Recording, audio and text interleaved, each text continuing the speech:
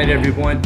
Hey, welcome back. This is a Fencer Spotlight. I want to focus on the fencers this time because we have Marco Volcano and Jay Moss, and they just demoed the International Technical Rule Set up in Canada. Just break it down and hear these guys' feedback on it. I know Marco has been fencing in this system for years. Jay, a veteran of the sport, it was his first experience, right? So what I wanted to do is just open it up and hear, I guess, number one from Jay, his first initial impression of the system. And then let's talk about the bout, man. We got 3 rounds, 3 minutes to talk about a pretty complex and dynamic exchange or conversation, if you will, of some seriously nice rapier fencing. All right, boys, how y'all doing? Oh, fantastic. Yeah. So, is it okay if I talk first, Marco? Yeah, yeah. You have to. I mean, Okay, awesome. It's nice to see you again, bro. for me too. Yeah. So, basically the setup for me from my perspective was I kind of overheard them talking and they're like, "Oh, we need to do the demo on the tournament day." And I was just judging that day and we had just come off the instructor camp, which is awesome. So I got to work with all these guys for a long time. And I think it was Francesco that was talking and he was just saying like, "Oh, we need to find somebody else to do the demo with Marco because we have Marco in as a fencer. We don't have anybody else." And right away I was like, "I'll do it."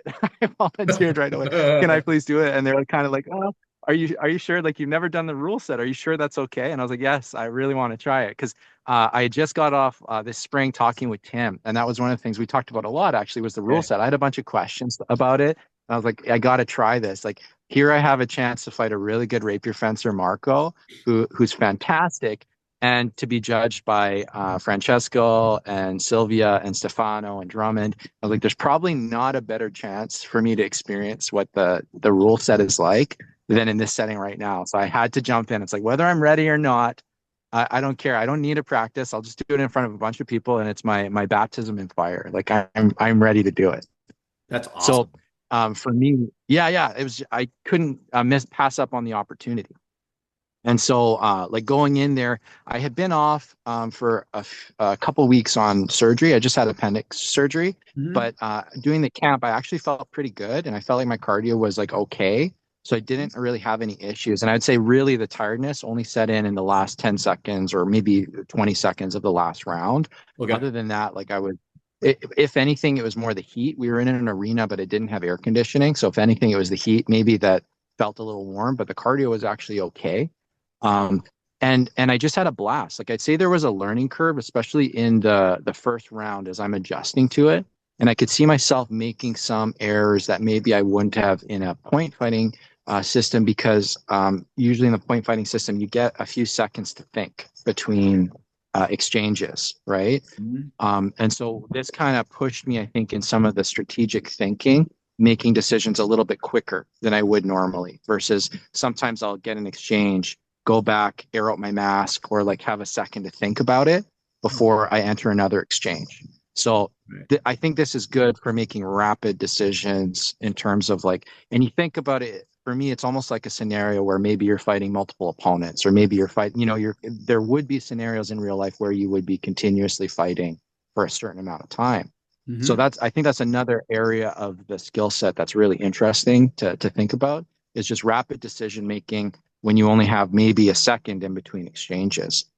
And then there was also some like misconceptions about the rules because I think I'm a good example of like people seeing it from the outside first. So I'd seen it from the outside first, and of course I've seen continuous fencing before on swordfish, and I think the concern and the misconception about it is that it's basically going to be like Boo Hurt or like Battle of the Nations, where it's just Okay. nonstop knockdown almost, right? And that it couldn't really be farther from the truth because after every exchange, you guys disengage. And if you keep Yeah. going, it's halted, right? And you're broken up, just like in boxing. So the concept is like entering distance, having the exchange, exiting distance, and resetting.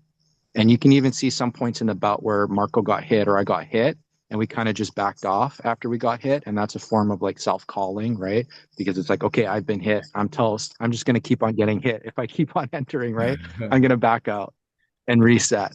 Um, but that was kind of my impression of it. So the first round uh, was not. I would say I did good, but I was making some errors. In the second round, I kind of dialed it in and felt more comfortable, and I did a little bit better in that round scorecard wise. And then third round, Marco had it again. So it was a beautiful introduction, and I'm a person that really loves being pushed. Hard by people. And so there's no better motivation than me. For me as a person, there's no better motivation than losing about to somebody because then it has me constantly thinking about it and getting motivated to adapt. Yeah, I love that. That's great feedback, man. Let me ask you a rebuttal question. When you talk about biding some time, when you were like, hey, I got to regroup a little bit, right? After maybe a few Yeah. failed attempts, something wasn't working. What did you do to kind of open the distance up to give yourself the spacing needed to readdress the issue? Right. So I think like the main error that I made at the beginning was falling for some of Marco's. He had a really nice invitation there. Especially he was going into Carta and giving presenting me the arm because we had done like a tiny bit of playing around during the coaching course. And I think he probably I don't know if you caught on, but he probably knew that I'm a little bit of an epee guy where I like going for the arm touches, Mhm. right? And so he coerced that out of me by being, and I kept on thinking like, man, there's no way he's going to parry that from there, right? But he ended up doing like a nice, I would say, a nice historical rapier counter to that, which was the parry and Segunda and a step a little bit off to the left. And he Uh, just caught it. Like I was like, that was fast. Like that was beautiful. And I got suckered into a couple of them. So the yeah. errors that I made was on account of me being behind and trying to catch up, which meant that I rushed attacks. And that's a beautiful game plan for Marco. Like you want to be up a little bit and have the other person desperate to try to catch up. And then in the second round, I felt like it was a reset. So I didn't have that error, that same mindset. I think that's what it was the pause. But yeah, immediately thinking like, okay, I'm behind. So I started rushing some of them. That was a big error. The second one, after the little pause, realizing, okay, this is a new round. It doesn't matter. It's in the past. I have to start and begin correctly and finish correctly and have control the whole way through. Right. All right. Marco, what's your feedback, man? Like from fencing Jay, his first experience? It was amazing. Jay is a great fencer. I love him because he's tall and huge, and he actually killed me, so I had to escape every time. Yeah. He's tough in the grapple, right? Yeah, we did some grapple, but no, the fact is that Jay is really fast, and Yeah. he's really tall, so he has a long reach. So I said I have to stay out of the measure most of the time, not trying to get killed by him because he's really tough, and it was 100%. amazing.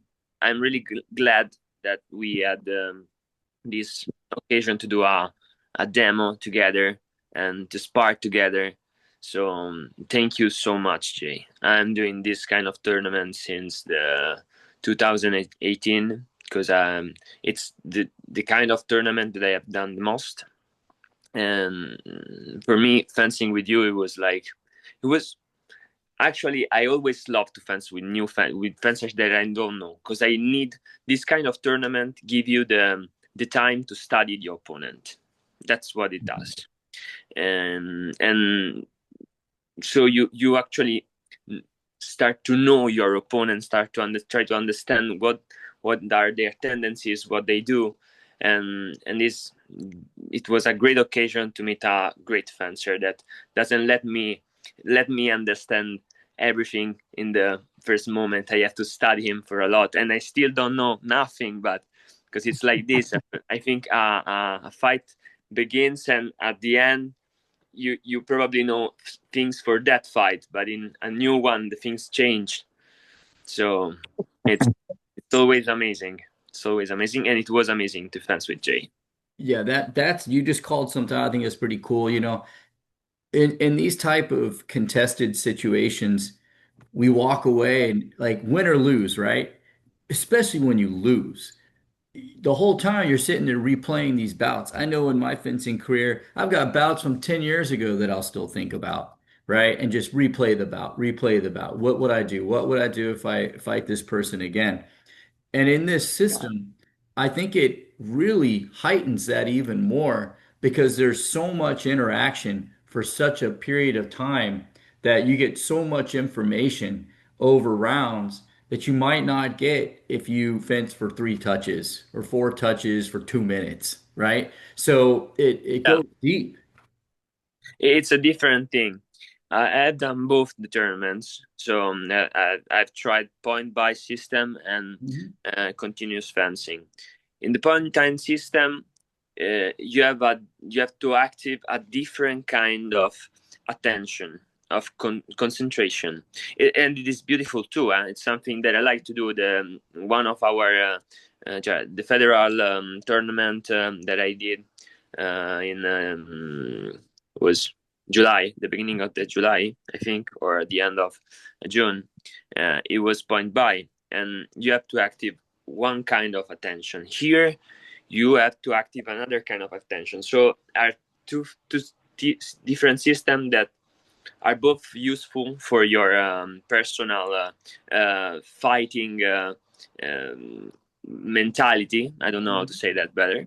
No, it's good. The thing that I like a lot about the continuous fighting is that is hic et nunc, we say in Latin. It's here and now.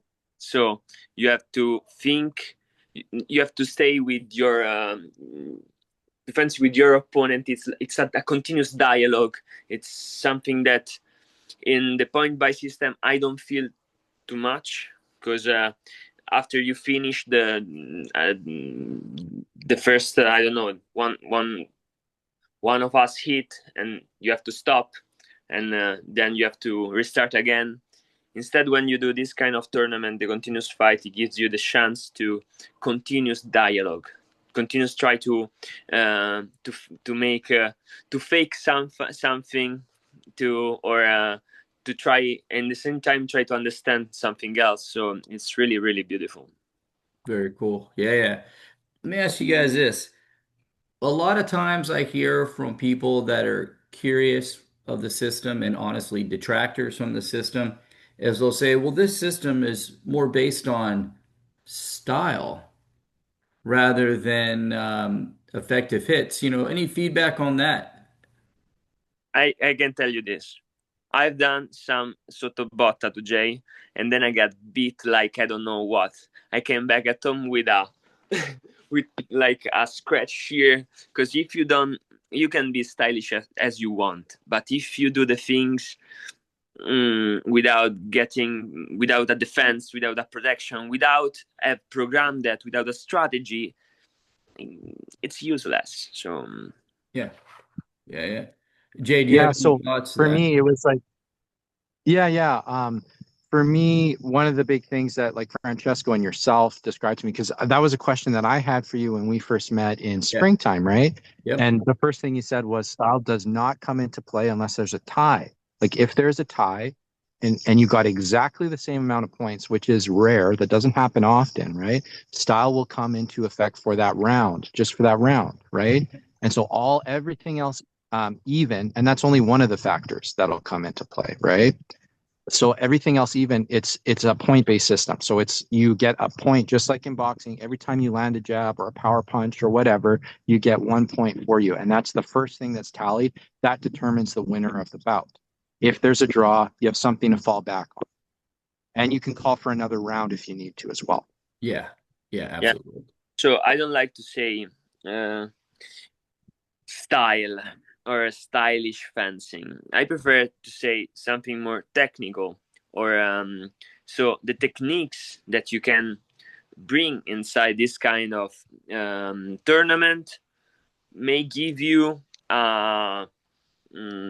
advantage at the end of a fight if you weren't able to, if you are in a tie or something like that, or it will give you a hugest advantage if you are winning. I mean, you have more hits, you hit without being hit. That is the most important thing because, for example, in a lot of exchanges, me and Jay, it happens that he hit me and I hit him back, or I hit him and then he hit me back. We both making a mistake, right? It Yeah. happened. I mean, it's a thing that happened because it's continuous fight. and we don't die because with our source we have protection. We have a mask and we don't die. But you have to understand when to stop, because you can't do bohurt. You can't stay there pa all the time, because it's not beautiful. For bohurt is beautiful. For what we do, it's not beautiful, because we need to be stylish in that sense. So we have also to give a show, we can say. We have to make we have to show the beautiful fencing. Yeah. And one thing I've noticed is training under this system, just training under, like we train under it. We have mission bouts in the club that we'll do it within a rounds format. And I'll tell you what, man, you want to get the best out of yourself and everyone around you, use it as just an overriding theme as far as training. And then when you go to the actual bouts for like the free sparring element of the evening, the doubles go down almost next to nothing. I mean, man, I go weeks now without doubling. Weeks where you there's no doubles. when you actually train for this kind of tournament, or I mean, I do that for every kind of tournament. I like to train in this way also for a point by system tournament, because I want to be I want my cardio to be high in order not to never, because in a point by system most of the time I don't get tired, because I'm used to another kind of cardio work or pacing, like the pacing I see the pacing, it can be really high in this situation. It doesn't always have to be. I've just noticed it can escalate to that pacing, like in boxing, right? When someone picks up the pace. So, and actually when you train with this kind of tournament, you can also say, you can do the target sparring and say, today the target is not to double. So we do this kind of training that is really important, because you have to try not to double, and it's not easy. We'll play little games in the club like, hey, you can do a single action in the first tempo, but you get two points will count effective hit wise if you can draw someone out and hit them in the second intention. So we'll put emphasis on different things like mission bouts within the round system. And dude, you want to see people's skill like rocket up. It's incredible. I mean, it's just it's not the end all be all, right? But what it is it's a nice environment to train in for physical fitness as well as technique. And I think to some degree that's already the way that bouts take place in some ways for training for people. Because you think about one of the nice things about just like sparring with people is you have an exchange, you pull back, and then you just go at it again. You don't have to count points. You might like say something in between, or that was a good one, whatever. You can do that in this anyway. But it's not really that different. I don't think people realize it's not too different from what they're doing already. It's just cardio is more of an element with it compared to, like, it's not different from what people are doing at home when there's club sparring. It's just more different than the point fighting situation. Yeah, and I would say a lot of people are like, well, it's style, blah, blah. No, it's not. Or they're like, well, but there's judges. I'm like, well, when you go to a point system, people are raising flags. They are judging you if you've hit or been hit. There's no difference. The only difference is the non-stop. And that's kind of can change. And the other thing for me is that, right. The other thing for me that I didn't quite understand before, and after talking to you, after talking to Francesco, what becomes really clear is you guys are not trying to replace point fighting. Like Francesco said, there's always going to be point fighting. They still do it. They participate in it. And that's the way I feel about things too, which is I'm still going to run point fighting stuff. I think this is a fun thing to do in addition to that for clubs. It's like also try this out, like give it a shot. And you're going to have guys that really, really like it or are drawn to it. And this is the type of fighting that they want to do, or maybe they'll even prefer. And then other people would be like, this is your chance at doing like a combat sport like boxing or kickboxing without really getting hurt. And you have the experience of like preparing for a fight. You have the experience of training your cardio. You get the fighter's experience basically, but you're doing it in a way that's pretty safe and you're trained for, which is awesome. Yeah, I definitely. think that it's important that a fencer, uh, a historical fencer, need to do both the kind of tournament. Mhm. Good, because both mm, they have different, as I said before, different activation of strategies and attention, and they are useful. Both are useful for your fighter mindset, for your technical. I'm gonna say luggage. I don't know. So I don't know. I don't know how to say that in English. Sorry. No, no, I get it. I think there is one difference I see in point fighting compared to this more engaged program would be the mental aspect of it. So, like when you score in a point, right, there's a break. So there's a lot of mental things that can happen when you're walking back to your starting line or to your corner to start another point, right? There's an emotional aspect that can happen. Where in this, because you're constantly engaged, the emotions are somewhat different. I think that's like to me, that's the biggest difference for me. Is it's not the cardio, I'm fine with cardio. It is the absolute emotional difference between bouts, which then can really hinder your success or help your success. So Yeah, just that's true. Yeah. The emotion. For example, I'm really bad in the point buy system because I am too emotionally. I don't know how to say it, emotional. I so that's hilarious. instead in the continuous fight, I'm able to control my emotion, to think with a cold mind, or to stay inside the dialogue. I would say in an actor's way, to stay inside the dialogue, to leave the moment, to leave the fight in the moment, and that's the thing that I like most. Another thing that I like is that I actually, when I do a tournament of continuous fighting of the technical rule set, most of the time I never think I'm losing, I'm winning, or I hit more, I got hit more. I just fight, Yeah. and in that I like the most because even if I lose, I come back home that I'm happy because I have fight, and I have learned something because it gives you the it really gives you the occasion to learn a lot about your opponent, about the fencing itself. So it's really a tournament that I like. Before I wasn't able to do the point by um, system tournament because I started with this kind of tournament. I've just done one or two tournament point by before, um, but thanks to this kind of tournament, I learn how to deal with my emotion and then do the point by system tournament. So it is a great thing. Would you say then that this system would be good for beginners as well as advanced fencers? For I think that this kind, I like to think about fencing a bit in you need the maestro and the technical training, and then you need the Viking method sometimes. Take the sword and fight. And this is a and and in a point by system, you it, maybe the point by system is more you need more practice for doing a point by system.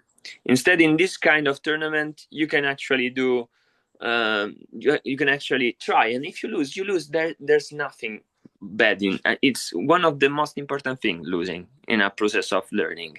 So if and it actually gives you the occasion to keep fighting instead of coming back after a tournament and maybe you have done one fight or two fight because you have the pools and then the elimination, and you make two fight, and then every time you hit or you get hit you have to stop. Maybe you are not you're a beginner, so you get hit every time, and you even at the occasion to try something. Instead, in the continuous fight rule set, you have the occasion to do things. also if you are not so good. I mean, my first tournament, it was in 2018. I had to fence with Sylvia, and she beat me up a lot. But I have learned, because I was like, I love the grappling, because I came from judo and things like that. But Sylvia is good in grappling. She know really good how to disarm, and she beat the shit out of me. That's You know who said that? You know who also says things about learning is losing is more of a learning process is Michael Jordan. He said it throughout his career numerous times because he lost a lot early on. Um, you know, what do you guys think about with that? Maybe we'll have maybe just a few more questions when it comes to losing. How do you guys view losing, being that you're both senior fencers, you mentor other fencers? That's a big thing. It takes a lot to lose. I think it takes more to lose than it does to win, and to lose gracefully, right? Let's talk about that because I think we don't talk about it enough, honestly, as a community, that the learning process of losing and how to accept a loss. If anyone wants to maybe discuss Yeah, it. for me, like one, yeah, I'd be happy to. For me, there was like a few moments. So I was really, I think, blessed in some ways in that HEMA kind of grew with me, and it was a positive and a negative. So I didn't have to experience a ton of losses. When I started, it was really me and my instructor, and he was already a pretty high level fencer. So he was SEA White Scarf, and those used to be the real badasses back in the day Right. of early rapier Yeah. fighting, right? So Yeah. then he won a lot of tournaments, and he taught me at the time it was really good compared to what a lot of other people had access to. And so right from the start, my first student tournament, it was all the students in the club got gold medal, right? I lost a single match, but it was a round robin format, and so all my others were wins, and I was ahead on everybody. And then he would kind of bring me to different SCA tournaments and different HEMA tournaments, and it would usually be him getting gold and me getting silver when we had to fight each other, and me getting gold. So I went through all these years of really having a lot of successes, and really I don't think I had lost a lot of tournaments, and was kind of racking them out. And then at nationals, Canadian nationals, it was the second year that we did it. I just won gold. I did 3 tournaments, 2 of them in a day, and then one of them the next day. But the first one I won was small sword.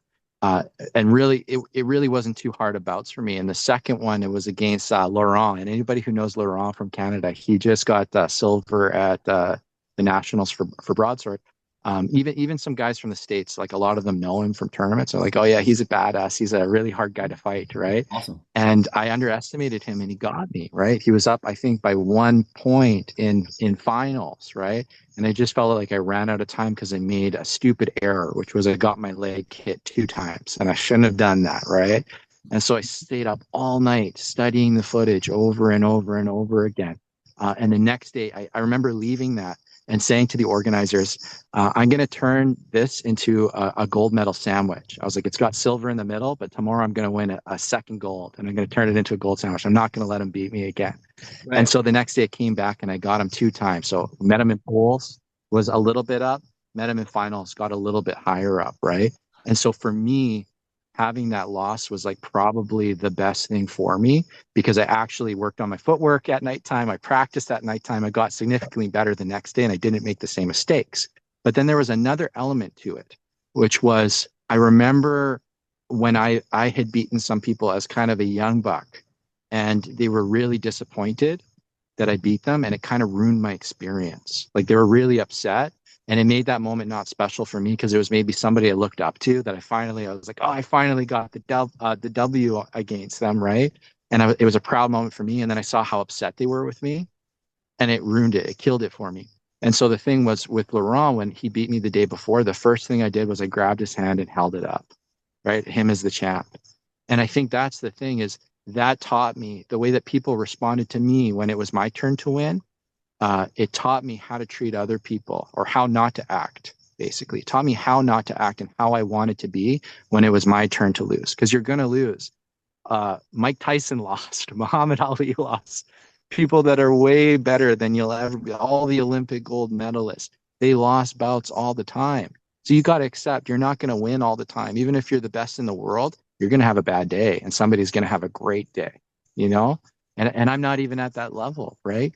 But that was something that I took away with me was like you said, being a graceful loser, right? Being a graceful loser. That's something that's really powerful. If you can uplift somebody and make them feel good about their win and say, great job. And even if you're not competing, encouraging them, right? That can make their experience so much better and it just builds up the community. Love it.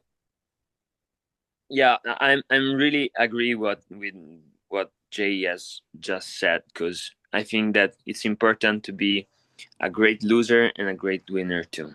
You can be the worst in both occasion, because when I teach to my students, I like to say this thing: when you go to a tournament, I mean, life is a continuous process of learning. So when you go to a tournament, what you really need to worry about is to learn something. If you come back and you have learned something, you have win. Also, if you have lost the tournament, because that's the most important thing for me. You have to learn something when you do a tournament. You have to learn something about yourself. So you have to deal with the losing.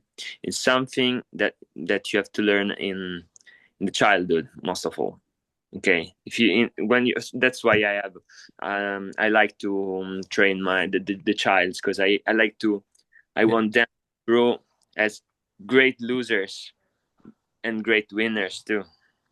Yeah. So I want them to be not to get mad, because you actually have to get mad only if you come back home and say, I've done something that I don't like. I've come today. I did a thing that in which I didn't learn nothing at all. Okay, that's a bad day. That's a bad day. Yes, that's true. But if you come back home and you feel that you have learned something, or you feel bad because you have to deal with the suffering. The suffering is the pain. It's something important. So if a tournament it's important to you, and it happened to me. I practice fighting sports since I was 6. My first tournament was in judo when I was 6 years old, in another city, and I won, and I was happy about it. The year late after, I lose, and I said, no, I don't want to do that anymore. I don't want to do that anymore. But my teacher told me, you you have to deal with it. You have to deal with the pain, because the pain is something important. Because the pain will give you, if you are able to accept the pain, you will learn something, and it's part of the process of learning, and you will do better the day after. So that's what I actually think. Losing, yes, it's a part of the process, as well as winning. Yeah. Because if you, It mirrors life, right? yeah, It mirrors life. yeah, I mean, I've done tournament after I had maybe I have a bad day, and it happens to me. It happens in my life. Once I've lost a tournament after a really bad period of my life, and I said, okay, I mean, I have in that moment, what I thought after losing was I was able to fight. With everything that was happening to me in that period, I was still able to fight. So it's something important. I've learned that I'm able to give my 100% also in that kind of situation. And yes, you lose, but it doesn't matter. You have learned that you are able to fight, to Yeah. really fight, because fighting is something that you bring in your life, I think. Yeah, I've seen a recent trend in HEMA of people making videos post their tournaments, right? Trying to almost justify that they actually won the bout by slowing it down and trying to show, hey, try to justify that they did better than they maybe did or didn't do. And, I was, and I was thinking some of what you said, Jay. I was like, how do you think your opponent feels now? You know, do they even want to talk to you? I mean, did you just now kind of it's almost like a way of mental warfare of really trying to make them suffer post the bout. And so sorry for beating you. You know, that type of situation. I believe it to be a negative thing in the sport, especially since 95% of all tournaments are judged dry with no slow-mo involved. So I'm like, okay, so you've now just insulted all the judges that volunteered to judge the tournament directors who spend endless hours doing this, and then your opponent who joined you on the field to fight that afternoon. I just don't see much dignity coming from that. And I think you guys brought Yeah, up I another. think there's maybe some validity in some of that, in that, like, at some tournaments we have the slow-mo replay, and that's a cool thing, Oh, especially for the point fighting. for I think sure. that can be a valuable tool. And then there's also times where, like, even myself, I need to reevaluate, okay, was I missing some things that were happening? Like, one thing that's very difficult to judge in broadsword is cuts with opposition. And cuts with opposition are like the best thing you can do in broadsword. They're sometimes hard to judge whether the cut gets through or if it's Yeah. parried slightly, right? And so that's a difficult call. And so having some people complain about that or bring that up, it makes me go back as a judge and like reevaluate, okay, was I missing something clear? Was I missing a beat attack? And I think those kind of discussions are important, but I don't think it's good to do that necessarily super publicly all the time. Like, it'd be better to be like, hey, this is my friend that's the judge. We need to improve this. This is what happened. This is how Yeah. I felt, rather than kind of crapping on the whole tournament. Because, like you said, it's a lot of work and people are learning. We're trying to build up the sport. It's a trade-off, like having these discussions are important, but also being nice to people is important too. Yeah. I think we are like everything, because there's not only in HEMA is like that. We are we have a problem with the ego. We have a big problem with the ego, Mhm. and the ego is something that it's really strong to defeat sometimes. And accept. Hi, sorry, there was like a um, Like a bee? but it was so huge that I could see it. I could literally see it. Yeah. uh, I mean, mm, it's difficult to accept the judging of someone that is outside, and it's a human being. I mean, there are things that you can't actually see. Think about the small sword. The small sword, it's so little. It's not a rapier. It's not a broadsword, and so sometimes you can't actually see some things. But you have to say, okay, we are not doing Olympic fencing with electric jackets and things like that. We are doing HEMA, and I think that if you lose, it's because your opponent were able to make thrusts or cuts that are more effective for the judges than you. So you have to accept it. Yeah. And if you after watch the video and you see that I have touched him with the tip of the blade uh, of his finger, no, no, no, man, It's a bit much. it doesn't work like this. Right. The process of trusting the judges is something. Once I have heard Jay saying an amazing thing, that Jay said that his teacher, his master, told to him that sometimes you have to fight in a tournament. You fight against the judges and not against your opponent. Yeah. And I think that is something pretty true. Yeah. Well, one last question. Um, if you were talking to someone new that's, I ask this almost to everybody. If you're talking to someone who either is wanting to try the sport or has just now started, conducting historical fencing and studying historical fencing, what would be that one piece of advice you would give them to help them, or something maybe you wished you had known at the beginning to help them ramp their progress?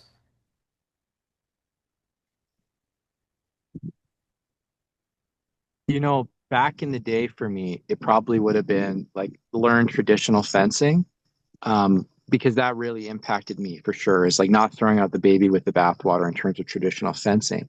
But the funny thing is that recently I've seen that that's not necessarily true anymore. And the reason is because you get these guys like Francesco Loda, yourself, and they have all this experience in traditional fencing as well. And I guess myself now too. I can say I guess myself now too, right? And you can learn HEMA from an awesome teacher that knows all that stuff and is just going to teach you the historical stuff, the stuff that you want to work on. So the game has just changed so much. And like the quality that I've seen probably post COVID to now is just up so much. And that's one of the reasons why I love working with like Francesco, the stuff they're doing with HEMA kids, the stuff they're doing with the rule set and just the quality that they're bringing. Like one of the things that stood out to me from the workshop that Francesco said is just giving HEMA its own dignity as its own sport, rather than maybe comparing it to fencing all the time. Yeah. It was food for thought for me, and it fundamentally changed the way that I think about the sport. So I'd say there, even just like the other day, I posted it online, but I met a guy named Ben. I probably couldn't pronounce his last name, Craig or something. He just flew in and visited my club. And we were fencing. We were partner drills at the beginning and just like really having fun, getting along. And then we were fencing at the end, and he was fantastic, right? And I'm just like, I just said to him, like, man, like you're doing so awesome at longsword. It turns out he's only been doing it for a few years, but he's like number 5 or 6 in the world for longsword. And I had no clue. He was just a random guy that came over. But like what I'm saying is just the random people that you'll meet that are putting so much effort into this and like just killing it and doing fantastic has just gone up so much. So like I'd say like we're experiencing something that I didn't think we would experience. Right now, my mentality has shifted so positive towards HEMA, whereas before I think it was kind of negative, especially like during COVID or pre-COVID. I felt like we were being held back by people not putting the effort in, or maybe gatekeeping, or not training authentically. It was kind of about ego. Now that's just like I don't know. It could be that there's so many tournaments, or it could be YouTube or the internet or whatever that seems to be falling away, and you're just seeing real quality now, which is really I didn't think I'd see it. It's awesome. Yeah, I'm totally agree with Jay. Now he in HEMA, it's it's a sport with its own dignity. It's starting to be a sport with its own dignity, and that's something important that a new person who come to do this have to know. Because when I started, it was like in 2014. I had done only 1 year in 2014. Then I come back later, and I went to Stefano. You both Yeah. met. Yeah. That was the place more closer to my house. And at that time, I was doing also judo tournaments, so I had my focus. But I always, since I was a baby, I like to fight with swords. I mean, we do this because we like to fight with swords. We like to play with swords. That's the reality. 100%. Yeah. So, but the first year I tried this sport, it wasn't actually a real sport at that time. 2014, it was still the beginning. Then something changed, and I come back, and I think that now it's something that you can actually practice. You have to think about it as a sport and not as a historical reenactment.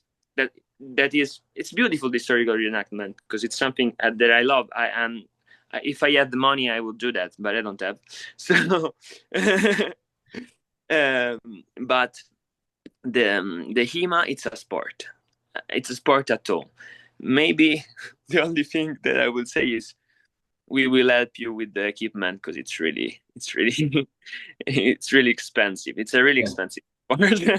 To get started. Yeah. Yeah, to get started. Yeah, Yeah. you have to think that I buy my first that jacket after 4 years of fencing. That's pretty cool. Yeah, I know we have plenty of loaner gear at our And I club for still have people. it. The Yeah. red one. It's Yeah. still my from 10 years that I'm using that the same jacket. So Well, that jacket, that's a great jacket. It'll yeah, last you forever, man. Yeah. yeah. Yeah, those are good jackets. I We can feel free to plug the company if you want. Are you using the Spez yeah, officer's jacket? yeah. I use that too. It's a great No, jacket. it's a great jacket. Yeah, it's lasted forever, man. That Yeah. I'll plug one other. Leon Paul made this HEMA mask. I don't know if they still do. It was super expensive at the beginning, right? Like I saved up for it. But dude, now I'm on like year 8 of it. And now it's almost like I'm getting back my money. It's like I've never had to buy another jacket. How are you, my friend? Good to see you guys. Hey, look, everyone, we have Francesco Loda saying hi. Hello, hello, hello. Good to see you. Yes, Francesco, we're just wrapping up here. We've had a great conversation with the gentleman here about the technical rule system, HEMA community. Fantastic. It's been an awesome conversation. So, did you want to impart anything to anyone? You want to say hi to anyone, or just I just passed by since Sylvia and all the others they are going and we need to leave. So a very quick hi, hello to everyone, and surely we'll keep in touch for the next days. Thank you very much. Hi, hi, hi. awesome? All right, everybody. At that point, that it's a wrap. Have a great afternoon, everyone, and go do some training. Let's take care. Great talking to you, Sam. You bet. Well, let me Thanks, Lanco.